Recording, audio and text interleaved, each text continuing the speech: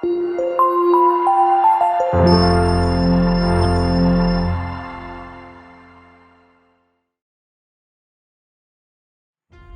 teman-teman, kembali lagi bersama saya Mal Andrianto dalam materi geografi.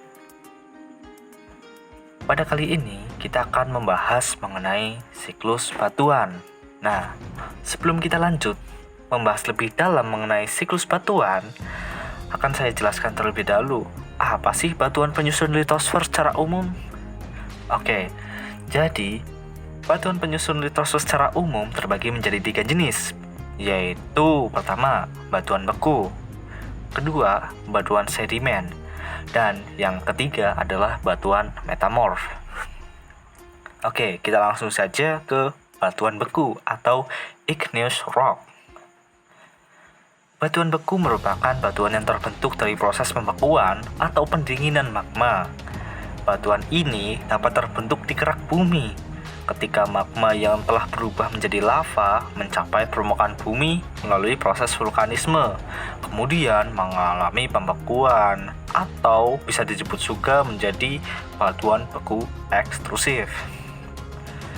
Batuan ini juga dapat terbentuk di mantel bumi, tepatnya di kamar magma yang akan menjadi batuan intrusif, atau di celah-celah antar lapisan dalam bumi yang menjadi batuan beku gang. Ketika magma mengalami proses pembekuan di dalam bumi atau tidak mencapai permukaan bumi, batuan beku memiliki butiran-butiran kristal yang terlihat jelas kecuali pada batuan beku luar yang tidak mengandung butiran kristal. Kemudian kita lanjut ke batuan sedimen. Batuan sedimen merupakan batuan yang terbentuk dari proses pemadatan endapan yang dibawa oleh air ataupun angin. Proses tersebut diawali dengan hancurnya atau lepasnya material batuan, yang biasanya berupa batuan beku karena adanya proses pelapukan. Material-material batuan kecil hasil pelapukan tersebut tererosi melalui perantara angin berupa hembusan dan air berupa limpasan atau aliran arus sungai. Material tersebut akan diam di suatu tempat, bertumpuk dengan material lain, dan akhirnya mengendap dalam waktu yang lama sehingga mengalami proses litifikasi atau pembatuan. Batuan sedimen memiliki tekstur yang bermacam-macam dan biasanya berwarna cerah. Kita lanjut ke batuan yang ketiga, yaitu batuan metamorf. Batuan metamorf merupakan batuan yang terbentuk karena adanya suhu dan tekanan yang ekstrim yang terjadi pada batuan asal, baik itu batuan beku ataupun batuan sedimen, sehingga batuan tersebut akan mengalami metamorfosis atau perubahan bentuk batuan. Suhu yang ekstrim biasanya pada ketika batuan asal berada di dekat magma panas di sekitar kamar magma, atau berupa batuan intrusif. Tekanan yang ekstrim biasanya berada pada keadaan ketika batuan asal terkena tekanan yang berasal dari peristiwa tektonik di permukaan bumi.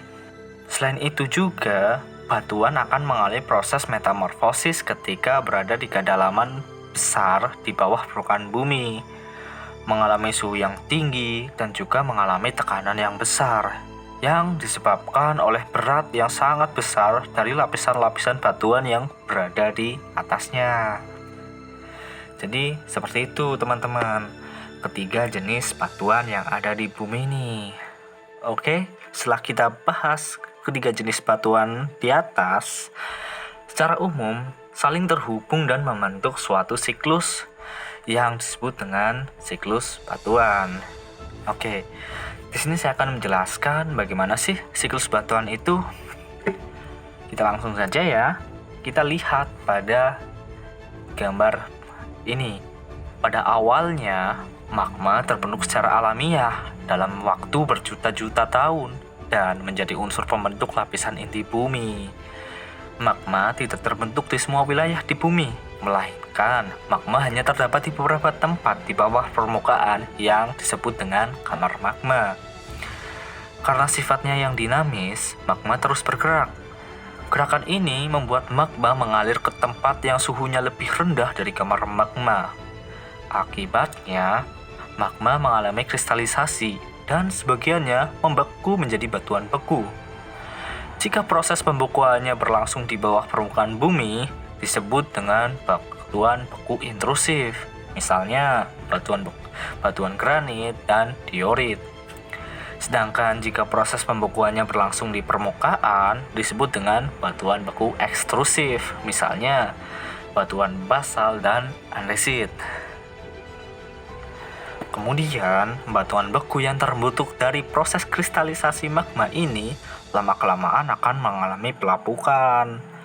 Pelapukan pertama kali terjadi pada batuan beku ekstrusif yang ada di permukaan bumi. Hasil pelapukan batuan beku ini akan mengendap melalui proses yang disebut dengan erosi. Endapan hasil pelapukan batuan beku itu akan mengeras membentuk batuan sedimen.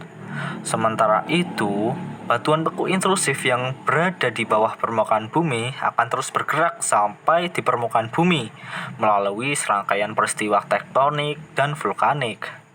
Sesampainya di permukaan bumi, ia juga akan mengalami pelapukan dan pengendapan.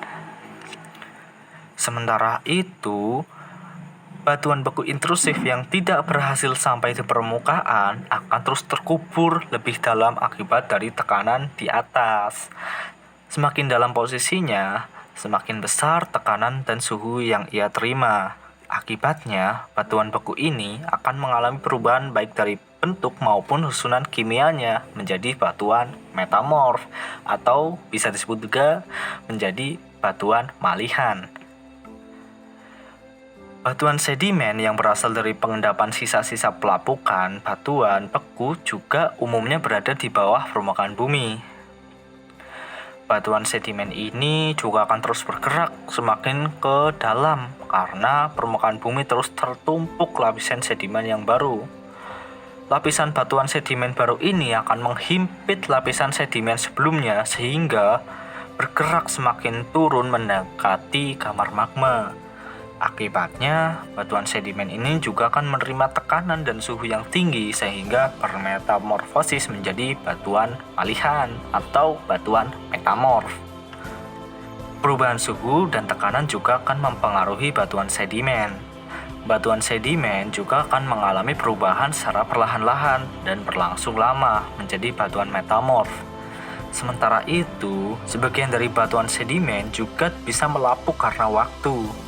Hasil pelapukannya mengendap dan mengeras, yang menghasilkan batuan sedimen jenis baru. Biasanya sama dengan aslinya atau bisa berbeda sama sekali. Dalam perjalanannya, batuan metamorf juga mengalami pelapukan serupa dan berubah kembali menjadi batuan sedimen. Selain itu, batuan metamorf yang memiliki struktur kimia yang sangat berbeda dengan batuan sedimen ataupun batuan beku akan meleleh kembali dan menjadi magma. Proses yang sama berlangsung kembali dan secara terus-menerus. Siklus ini telah terjadi sejak jutaan atau bahkan miliaran tahun yang lalu. Dan siklus ini akan terus berlangsung. Setiap jenis batuan akan tetap tersingkap dan terangkat. Batuan itu akan melapuk dan mengalami erosi. Batuan itu juga akan terus mengendap dan bermetamorfosis. Ya, begitulah rancangan alam yang luar biasa. Dan begitulah juga jumlah magma atau batu di bumi ini akan tetap sama. Mungkin sekian dari saya yang bisa saya sampaikan. Saya Mailandrianto izin pamit. Salam sehat, salam tangguh.